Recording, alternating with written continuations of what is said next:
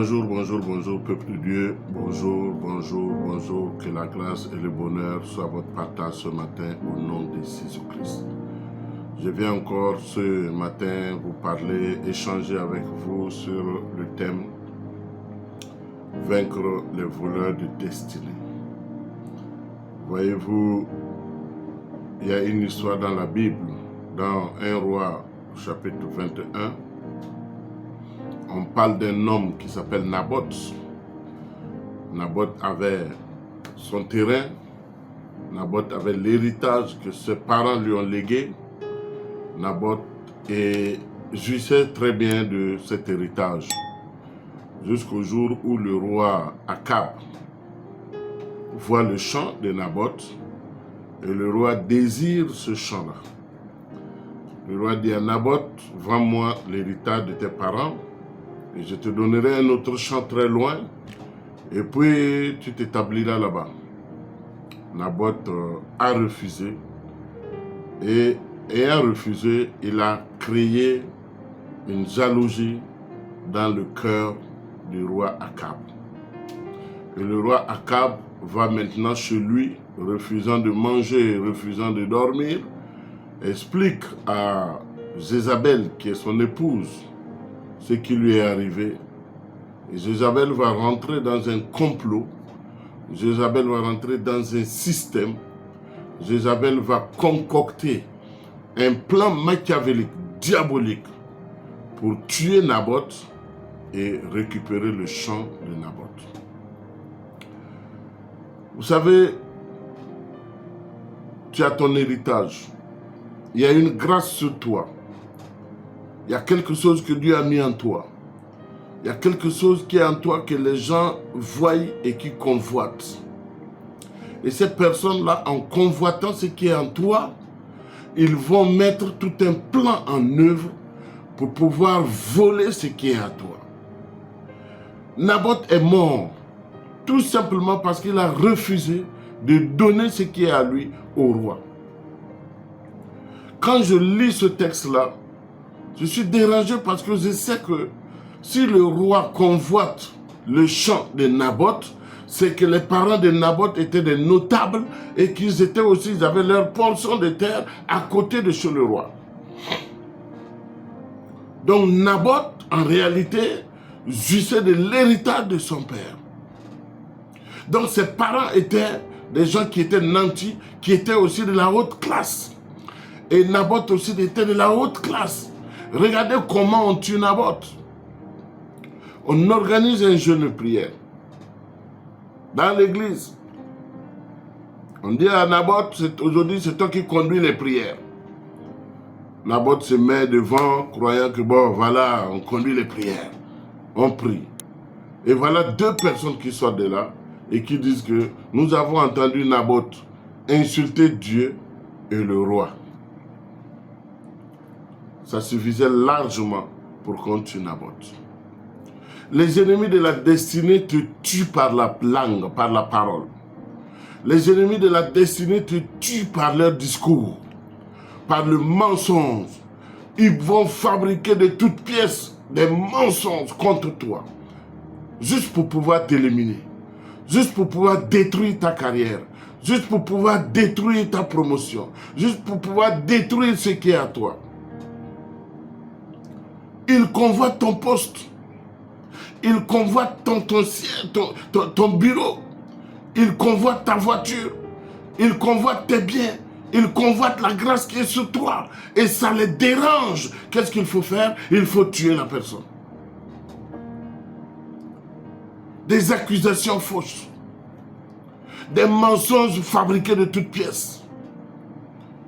Tout simplement parce que le roi désire ce que Naboth avait. On te détruit parce qu'on guette ta place. On te détruit parce que tu es une menace. On te détruit parce que la chose qui est en toi, ils ne veulent pas la voir se manifester. Aujourd'hui, je viens dire à quelqu'un, préserve ta vie. Préserve ta vie. Naboth n'a pas su préserver sa vie. Il y avait un seul prophète à l'époque qui pouvait tenir tête à ce roi. Il s'appelle Élie. Naboth aurait pu courir vers Élie. Ah, le roi est en train de convoiter ce qui est à moi. Prophète, fait quelque chose. Naboth ne l'a pas fait. Naïvement, Naboth pensait qu'en disant non, ça suffisait largement. Quand les ennemis de ta destinée se mettent debout contre ta vie, ils vont fabriquer, ils vont chercher, ils vont tout faire, monter des mensonges de toutes pièces, juste pour te détruire.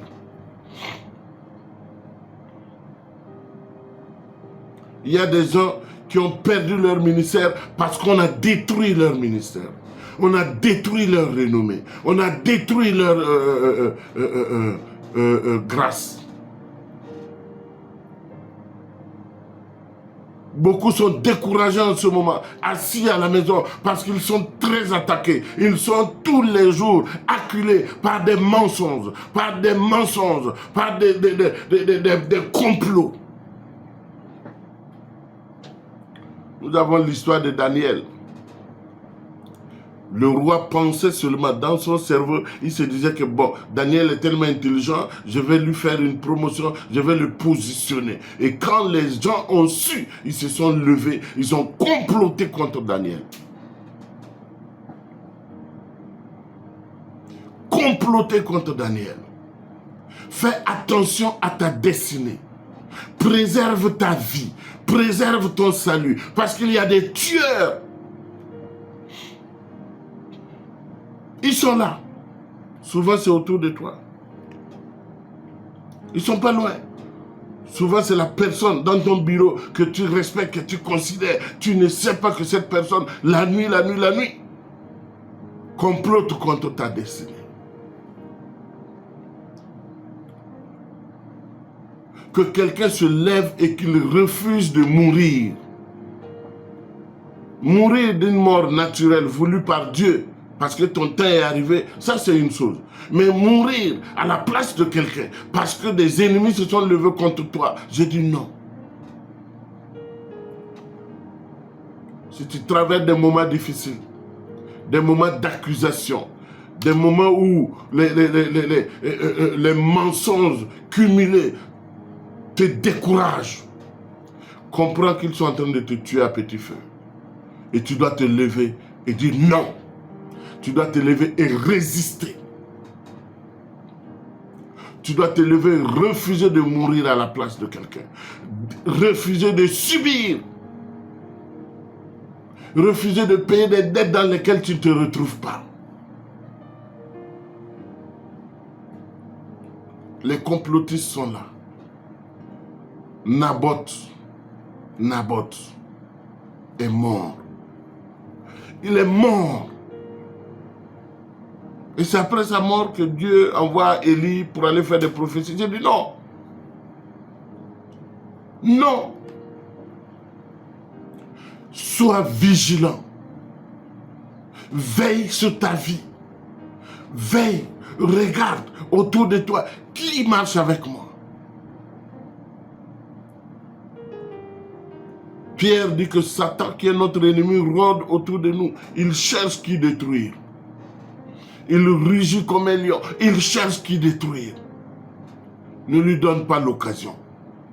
Quand tu sens qu'il y a des accusations qui commencent maintenant à circuler contre ta destinée, lève-toi, rentre dans les combats spirituels. Même dans l'église, ils sont même pires. Jérémie 18, le verset 18-19 dit quoi? Que allons, tuons Jérémie par la langue. On tue quelqu'un par la langue comment? Par des discours, par des mensonges, par des calomnies. Refuse de mourir. Refuse de subir.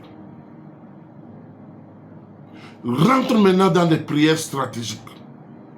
Rentre dans des combats spirituels. Quand Daniel a su qu'il y a des complots contre lui, Daniel a multiplié ses heures de prière. Daniel est passé maintenant à 3 temps de prière par jour. Et il ouvrait ses fenêtres pour que les gens entendent bien comment il prie. Quand tu te sens acculé, multiplie tes heures de prière de combat. Multiplie les prières. Multiplie les attaques. Les sorciers ne te feront pas de cadeaux. Les Akab qui convoitent les biens des autres ne te feront pas de cadeau. Les méchants ne te feront pas de cadeau.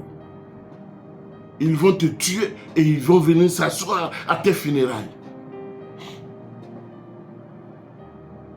Refuse de mourir. Lève-toi et fais des prières stratégiques contre ces comploteurs, contre ces ennemis de la destinée. Ils sont beaucoup. Mais par la grâce de Dieu, la puissance que Dieu donne à ses enfants, les armures que Dieu donne à ses enfants, ces armures vont détruire les traits enflammés du méchant et du diable.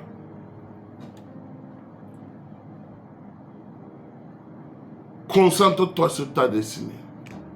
Concentre-toi sur ta vie. Concentre-toi sur ton avenir. Concentre-toi sur ta vie. Protège ta vie. Travaille à ton salut.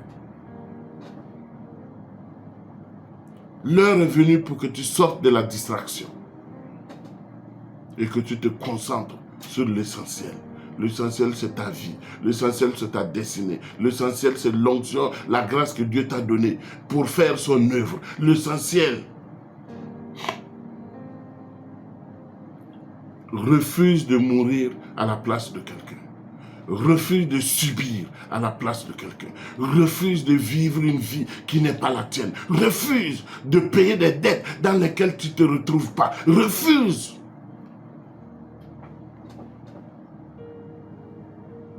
Refuse de brader ton héritage. Refuse de brader. Refuse. Protège ce qui est à toi. Il y a une grâce que Dieu donne. Que cette grâce t'accompagne. Que cette grâce t'accompagne. Je prie aujourd'hui pour que tout mensonge concocté, fabriqué dans le monde satanique pour détruire ta réputation, pour détruire ta vie, que ce soit nul et non avenu. La Bible dit, c'est Dieu qui parle, que toute langue qui se lèvera contre toi en jugement, tu la condamneras. L'heure est venue pour que tu te lèves et que tu condamnes les langues qui se lèvent contre toi. Tu condamnes les mensonges qui se lèvent contre toi. Tu condamnes les complots qui sont manifestés contre toi. Il est temps et c'est l'heure. Refuse de vivre une vie médiocre. Refuse de vivre ce qui n'est pas à toi. Refuse d'être dans des prisons pour rien. Refuse de subir. Refuse. Tu te lèves et tu renverses les situations. Tu te lèves et tu renverses les forteresses. Tu te lèves et tu renverses les pots de bananes qu'on a mis devant toi. Tu te lèves et tu arraches les obstacles. Tu les jettes dans le feu.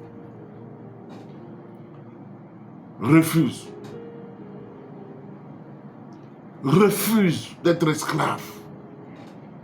Quand bien même Dieu t'a fait sortir sur cette terre pour régner. Refuse.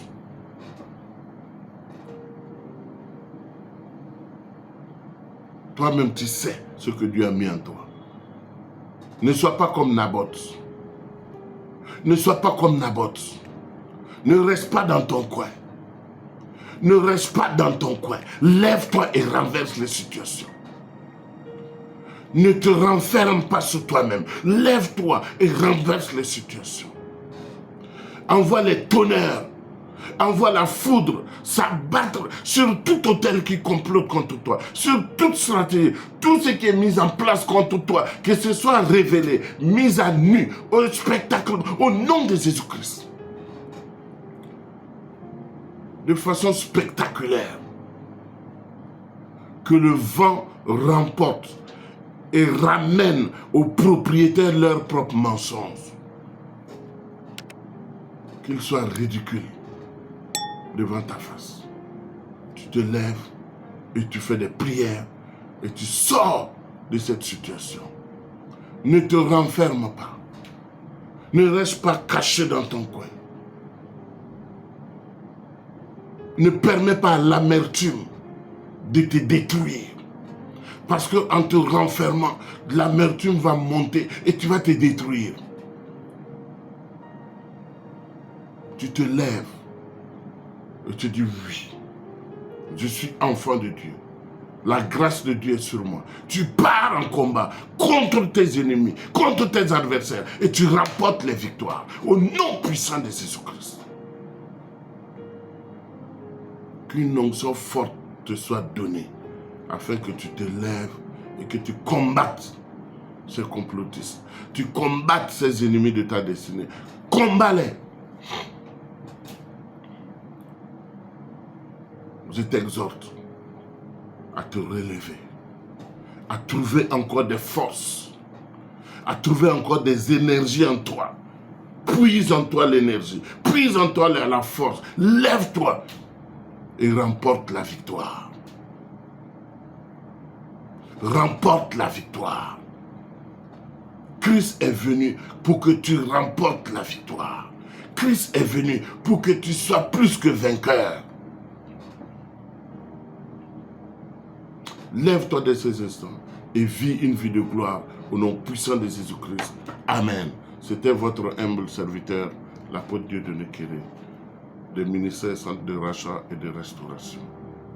Si tu as aimé cette vidéo, tu likes, tu t'abonnes et tu partages pour la bénédiction de plusieurs personnes. Que Dieu te bénisse au nom de Jésus-Christ. Amen.